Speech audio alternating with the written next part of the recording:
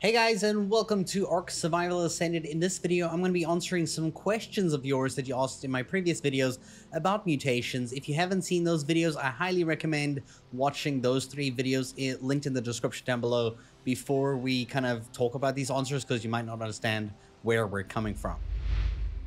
The first question we're going to answer today is by Nuclear TTV, who asks, how do I check where mutations are going to without the Tek Binoculars? They're on official and a new server. And also, now the Tek Binoculars, these ones over here, are very difficult to get. In fact, you have to beat the Overseer, the very final boss, in alpha difficulty. It's the last thing you will beat on this map, and then you'll probably end up like stop playing or you'll move on to the next map, but it's the last unlock that you get. So essentially, the Tek Binoculars are not going to be something you're going to really be using in this map. So the best way to actually know if you got a mutation is by writing down the stats, right? So you have a dad over here who has 0 mutations. You don't want to put any level up points because this doesn't breed onto the baby at all. You want to keep the exact stats that you had when this baby was born or just directly after it was tamed. Right now, for example, you can see these are the values. It has 50.2 health. You would write this down on a paper. You'll take the melee damage, 160.4% melee damage. You'll write this down on a paper, or you use that Ark Smart Breeding app, which is like a website calculator that can try figure out how many mutations you have based on your dinosaur's level and how many level ups you've put into it. And essentially, you'll take this, for example, right? We have 50 and we have 160. We have the moms over here that have exactly the same stats, 50 and 160. Now, when you get a baby, the first baby, for example, this one over here that got the first melee mutation, that 160 on the melee damage suddenly turns into 172. So if you get a baby and it's got 172, and also it's a higher level, it's 2 levels higher than the parents. This is only if the parents have exactly the same stats, because sometimes if the dad, for example, maybe has a higher HP than the mom, the children can come out different levels. But if the parents have the exact same stats, you will always notice it that they get extra 2 levels for the mutation that they gain. And you'll notice it more specifically by the percentage of the stat over there. So you go here, you go show ancestors, you'll see we have 1 mutation. Nice, fantastic. So we got 1 mutation, and we know for a fact it's in melee damage because this percentage is higher than what it was before. And again, don't use level ups because it gets really confusing. And then you're just going to keep tracking this as you make follow-up babies. Like this is the second one with 2 mutations, and now it's got 184. So if this number is either going down, then you're doing it wrong, or it's not the right baby, it doesn't have the right mutation. You got to wait until the right mutation that you're looking for goes up. Like if you're waiting for health, you wait until it goes higher than 50. That should pretty much explain how to track where your mutations are going without having the magical binoculars to tell you 1 mutation, 2 mutation, 3 mutation, etc. The second question we got here on a comment that I see a lot of people were like asking something similar as well, from Jose Espinoza, if I'm saying that correctly, I think it might be Spanish. I don't know. We're terrible with Spanish in South Africa, to be honest. It's not a language we hear at all. They're asking, does it have to be only 1 stat at a time? Like for mutations, can't they just mix the mutations as long as they all land on the paternal side? Would it stack? So the answer to this is you kind of want to focus on 1 stat at the beginning, at least if you're trying to save time, because breeding is very based on chance and like, you know, trial and error. Like 1 out of 100 babies is going to give you the right stat that you need. Sometimes maybe it's 1 in like 200, 1 in 300, 1 in 400 just to get your next mutation to stack. In this case, let's take this one over here with 2 mutations. I'm going to put it over here, and I'm going to go grab a mom over here, and I'm going to go put a mom next to it like this. Compies are weird, so it's hard to like throw them down. No, don't breed right now, you silly. Now, the first thing I would suggest is never mix them right at the beginning. You don't want to do like 1 melee mutation, 1 HP mutation, 2 melee mutation, 1 HP mutation, and you kind of keep going like that, because it's going to take you longer to do. The reason for this is that, for example, I look here, this one has 184 melee damage. It's got the 2 mutations in melee, whereas the mom, which is a clean female with 0 mutations, just the way we want it to be, has 160. Now, just because you have the nice stats on the dad doesn't mean that every single baby is going to have the dad stat. No, the babies will either have the mom stat or the dad stat, which is the mutated stat. So already you have like an almost 50-50 chance of getting the 185 melee stat, or actually 184% melee, or the 160 from the mom. Now, on top of that, you also need to get the right mutation. You got to get a mutation on the right stat. So instead of oxygen, instead of food, instead of weight, you need that mutation to land not on any of these, but it must land specifically on melee damage, which is like already a very low number. And that's just like, you know, it's rare enough to get a mutation itself. Like, it's a really low percentage just to get a mutation. And the odds of it being on like stamina instead of the melee damage makes it pretty rough. So to get lucky and get like, you know, your 2 melee mutated stats from the dad onto a baby, and then getting a mutation to land on top of that so that it's 3 melee mutations is already quite difficult. It takes a ton of time, and it's not like, okay, cool, 3 or 4 dinosaurs and you've got it. No, that you might be talking about like 200-300 dinosaurs until you get that exact dinosaur that you want with the right stats.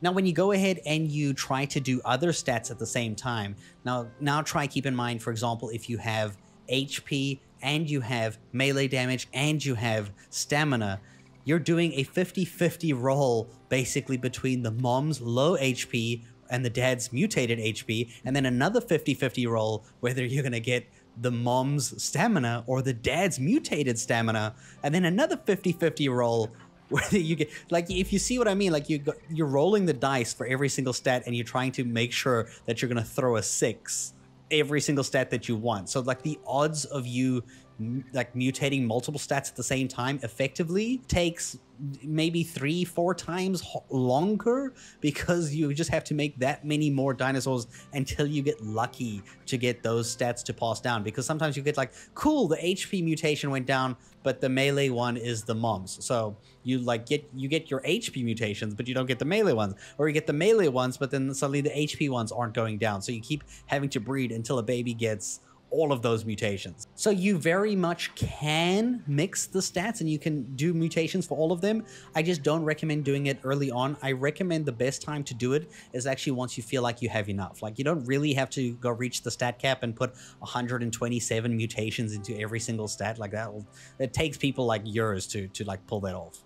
Pretty much on a very similar topic, the next question from Hoots32 asks, can you mutate more than one stat to 254 stat points? To answer the question very thoroughly and very quickly, if we look at a dinosaur here, you can have 254, not mutations, but stat points from mutations, which is 127, since you get 2 stats for every mutation.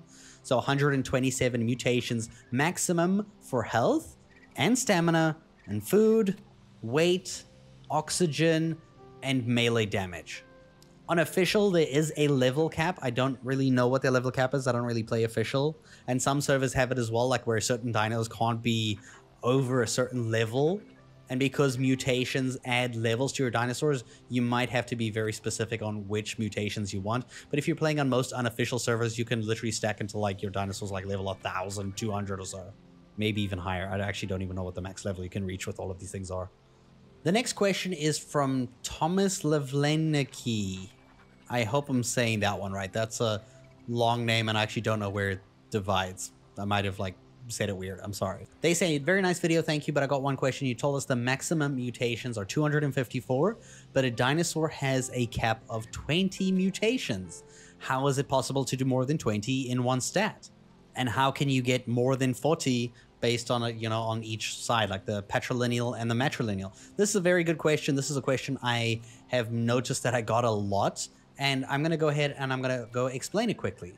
So as you breed your mutations lines, right? So if I go to my very final male over here and I go ahead and look and show ancestry, you can see here it has 6 out of 20 mutations in the patrilineal. We did make that previous video that shows that when you use clean females, all of the mutations will eventually move onto patrilineal. Now, let me explain the basic form of why there are 2 sides here.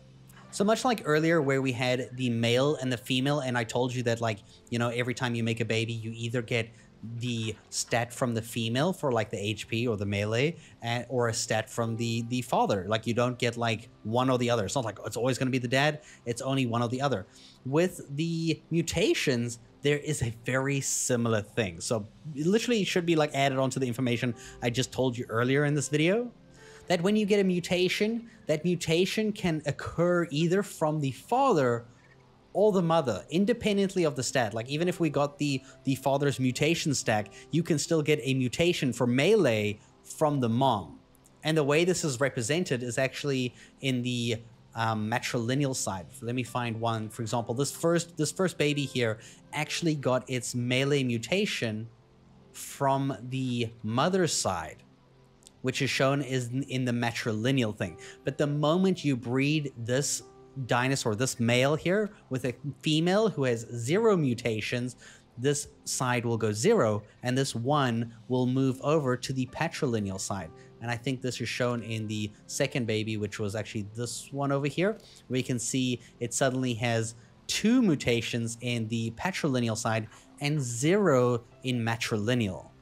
So as a basis, you can get a mutation from the female matrilineal side or the father patrilineal side each time. And because we're breeding with clean females, they're always going to stack on the right-hand side. So for every mutated baby, if you're using this method, it will only ever have a 0 on the matrilineal side or a 1. And the moment you breed the next baby, that 1 moves over. And if that mom, for example, made a mutation, it might still be 1 here, but the old mutation's going across. Now the question is, okay, cool. Once this reaches 20, what now? So if we head to one of our previous videos, dinosaurs, this direwolf over here, you'll recall that it has 26 mutations out of 20. Now, what this means is that once you reach this 20 mark on the patrilineal side, which you will reach after you put in 20 mutations into the creature, there is a big change that occurs. You still can stack mutations, but you're not stacking to suddenly fill 20 on the left-hand side. No, you're following the same method of using clean females, and you're making this number go higher. Like you can see this one, for example, is not 20 out of 20, it's 26 out of 20. But what this means is that, as we said earlier, when you breed a baby, you either get a mutation on the patrilineal side from the father side, or you get a mutation from the matrilineal side, the mother side. Right now, right as you reach this 20, like right as this number goes over 20, any mutation you get from the father is not going to work anymore. So your chances of getting a mutation has now been halved again, because now you have to get a mutation that comes from the matrilineal side. So you need the mom to pass down or like spawn a mutation. Not only do you need to pull the dad's stat, you need to also make sure the mutation comes from the mom and not the dad. If the mutation comes from the dad, it won't add any more stats. After this number goes over 20, the mutations you get don't give you any stats anymore. It's basically just a number. It goes up to 27, but you keep the exact same values. You don't even level up or anything. It's just the number counter here goes up. So to get further mutations, you need to get them to land on the matrilineal side. And then as soon as you breed with a clean female, that 1 over there moves over to the right-hand side and turns into a 27 from this 26. But this time you will actually have the stat increases. And this is how you will effectively keep stacking mutations up until the cap, which is 127 mutations per each stat. And the moment you go over that, like once you go over 127 for a stat, for example, if this melee damage had 127 mutations and it ended up being like 500% melee damage, the moment you go straight onto 128 mutations, 1 extra, all of this disappears. The melee damage goes back to like what it was, where it was like 80%. So it loses all of the mutations that this stat had. So you're no longer able to use that baby. You have to stick with 127 mutations and no more. Like that's the cap. Like it literally breaks when you get there. And that should answer your question on that. The final question comes from Dalician.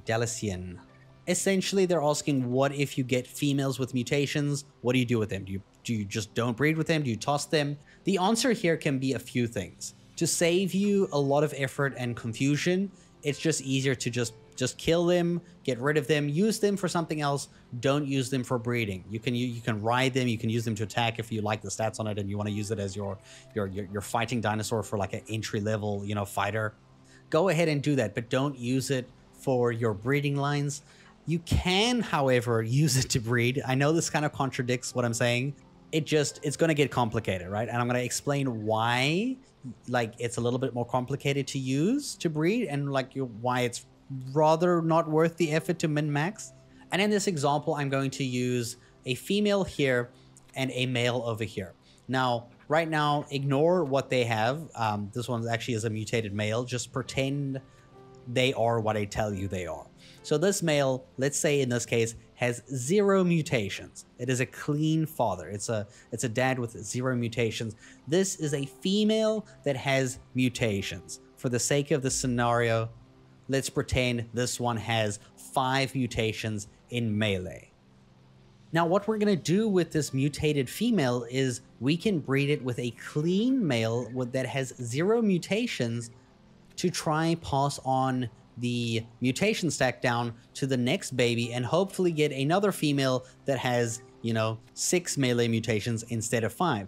However, you might be doing some math in your head right now thinking, okay, cool. So earlier we had one male who can breed with literally hundreds of females, as much as you have, and that you can set up and like feasibly move around and breed with all of the females with one father with the right mutation stack. Whereas this mom with this mutation is the only one you might have with 5 melee mutations.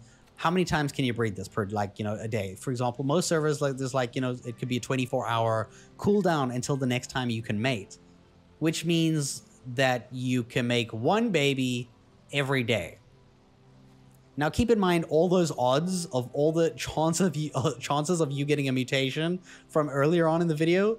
And now, instead of having like 400 babies, you're trying with 1 baby a day.